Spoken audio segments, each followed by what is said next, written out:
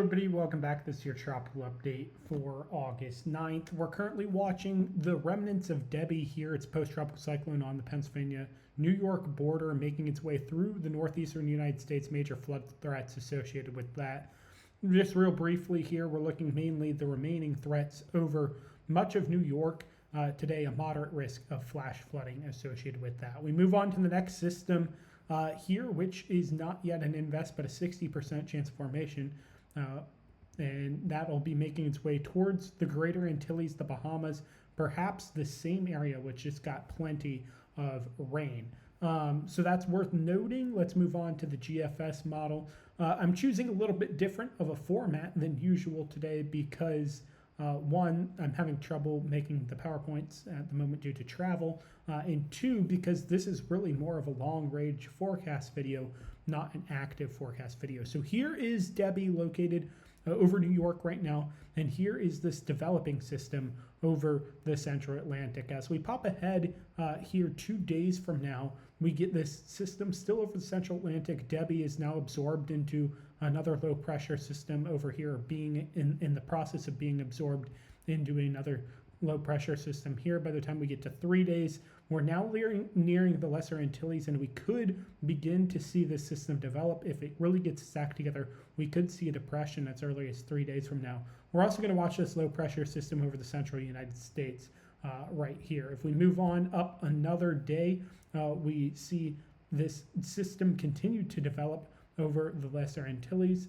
And if we continue to move on, you see this remnant moisture is going to be making its way off the coast. We could see some subtropical development of that. And then this system making its way through the Greater Antilles, which will inhibit its super fast development of the system until it gets back over the Bahamas, where it finally have some water to go with. We're also watching this system off of the U.S. coast here, and this is getting out to about a week ahead of time. We'll go out to about 10 days, and then we'll call that quits here with the GFS.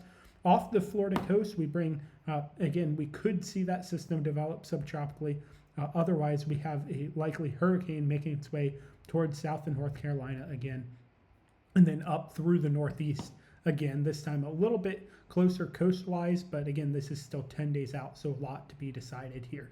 The reason I'm talking about this is because we look at the latest tropical hazards outlook from the Climate Prediction Center. We see a moderate risk of tropical storm formation to the north of the Greater Antilles, as well as a low chance of formation in the Gulf of Mexico and those surrounding areas. That's through August 20th, which is about 11 days out from now. So we didn't see anything in that one GFS run, which again, that doesn't really say a whole lot, but that one GFS run did not show any development in the Gulf, but it did show a system developing here. Well, if we go ahead another week advance, which I'm not going to do on the GFS model, because one, it's only one run, and one, it's a model over 10 days out, which is unreliable. But beside the point, another system forms over the open Atlantic, and we continue to watch the Gulf of Mexico for a low chance of tropical cyclone formation. So we'll continue to monitor all of these things through the end of the month. Again, we're expecting a majorly active hurricane season.